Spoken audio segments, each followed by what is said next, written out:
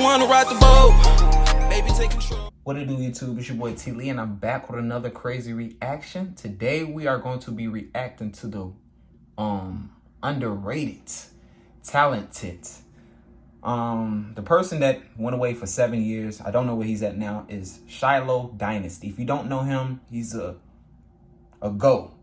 Your favorite artist has probably sampled him, from Drake, XXX, Juice WRLD, anybody. So we need to see what he disappeared at, honestly. I've never seen him actually do interviews or anything, so I really do want to see where he at now. And like, from social media 7 years ago. I want to know what's the reason. Still to this day, nobody really knows. Because he's a very talented person, has a beautiful voice. I feel like The Weeknd needs to collab with him. I'm not gonna lie.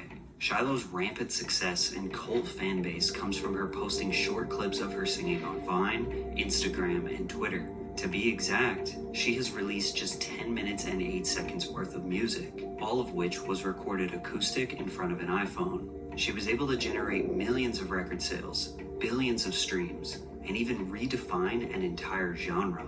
To this day, she still has 7 million monthly listeners, all by releasing just 10 minutes of material. But nobody has seen or heard from her in over 7 years. Today, we are going to find out why. On December 3rd, 2014, Shiloh Dynasty uploaded her very first video on Vine, revealing only half her face, singing an acoustic song in a dark room. It's so unfair, the things you do. This 6-second clip accumulated 1.1 million loops or views on her first ever upload. From there, Shiloh would continue posting snippets of original songs and covers to the platform, purposefully never making eye contact with the camera, ensuring her identity was kept a mystery. Over the course of 5 months, between December 3rd, 2014 and April 19th, 2015, Shiloh would post 13 times on Vine, before fully making the transition to Instagram in 2015. Although her persona was very much hidden on social media, it wouldn't take long for Shiloh's music to catch the attention of some of the most established figures in the music industry, 100 times platinum Timbaland being one of them, sharing a clip of Shiloh singing on his Instagram and Twitter page in July of 2015. Like many artists on the rise in this era, Shiloh did post on SoundCloud too. However, only 2 full-length original songs would ever see the light of day, Downtown and Nicole's Garden. Both were uploaded in 2014, prior to her emergence on Vine. It was her covers of hit songs like Drake's One Dance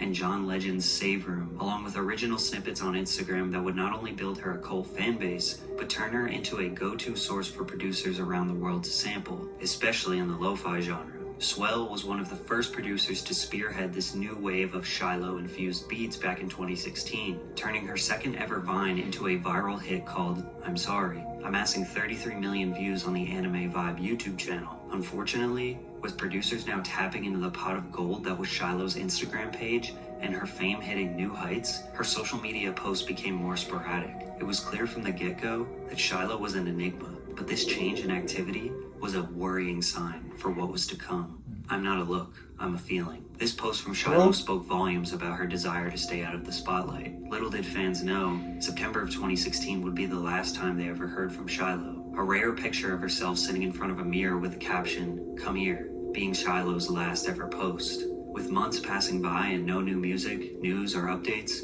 people began to worry about Shiloh's well-being. Theories of Shiloh passing away began spreading rampantly in her comment sections, and fans were left with nothing but questions.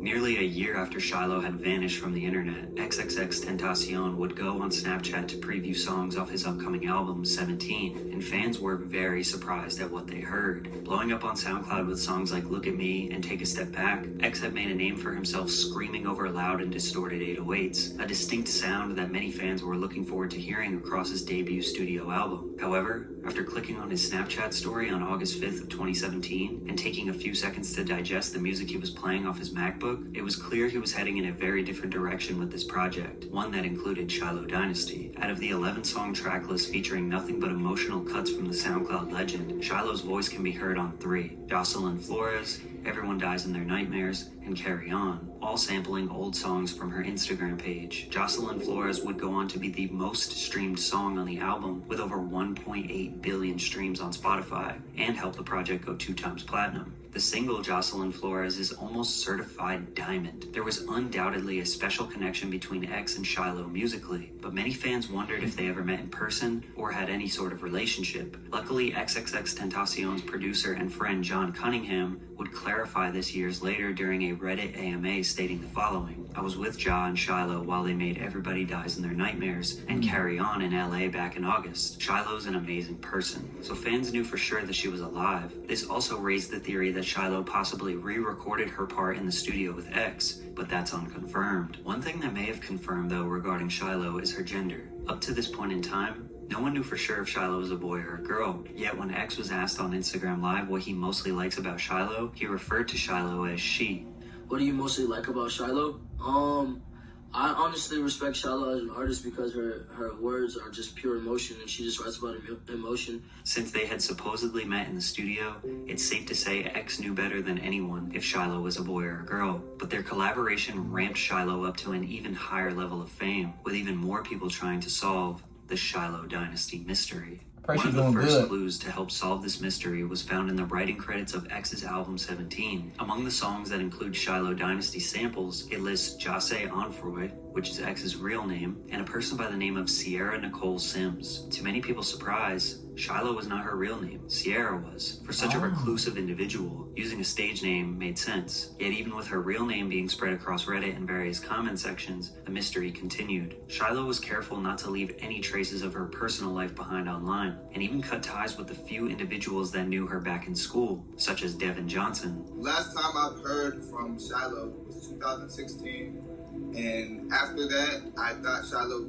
had died. Since nothing was really found under her real name, theories started to spread that she was now posting under the alias Graffiti Egypt. The two share similar features, and Shiloh did follow the account on Instagram. However, it was debunked shortly after. Another clue that was uncovered around the time was fans discovering her legal business, Shiloh Dynasty LLC. This became a way for fans to know that she was alive and still doing some sort of music business, because LLCs need to be renewed every year in America. The LLC is still active today. Sadly, in 2018, the world got shocked with the tragic news that XXXTentacion passed away.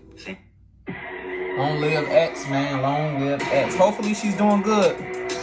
I pray she's good, man. Fans were wondering if Shiloh knew, if she was aware, but no statement from her was made. However, Shiloh was sampled again on the first XXXTentacion posthumous album, Skins, and would continue being sampled by other big names such as Juice WRLD and Young Thug, only adding to her fame. Yet, as 2019 rolled around, the singer was still silent, until her alleged manager broke the silence for her, telling Genius, "Shiloh is an intensely private person, and that is all I have to say on the matter."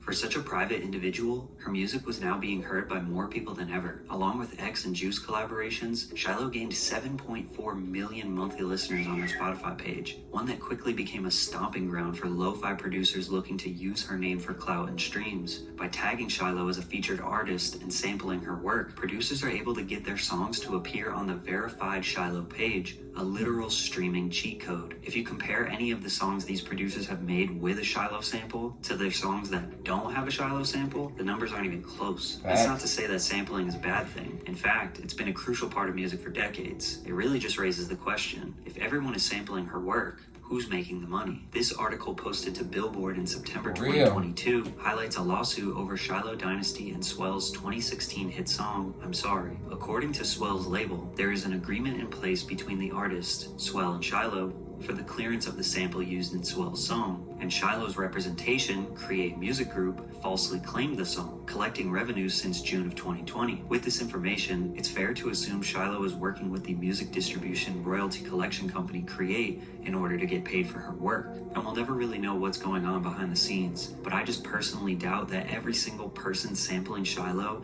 and doing official releases with her are also fairly compensating her monetarily. I just don't think Shiloh cares to stop it. Just a few months after this lawsuit took place, something bizarre happened on the Shiloh Dynasty YouTube channel.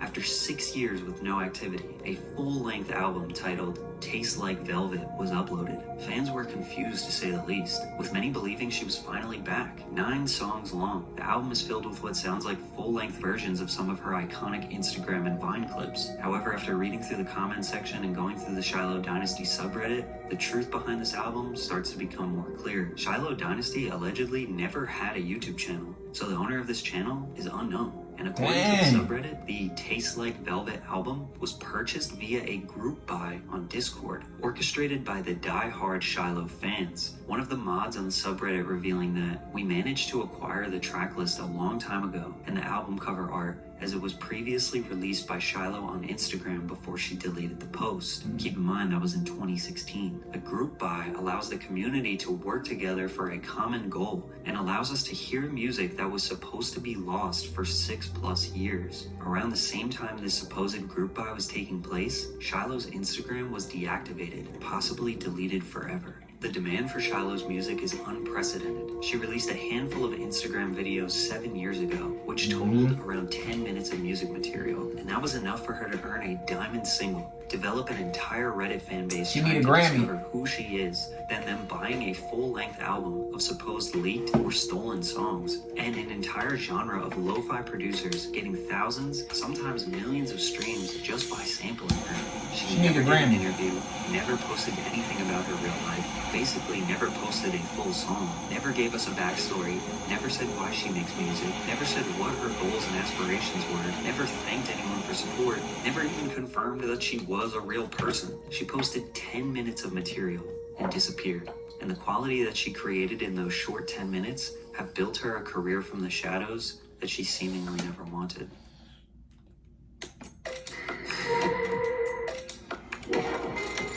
Man, pray she doing well, like I said, man. Wish the best. Oh man, well, that was it. Stay tuned for more videos. I appreciate y'all for watching, man. Make sure you subscribe. If you subscribe, turn on that post notification bell. We're on the road to 100K subscribers, man. You already know. And stay tuned.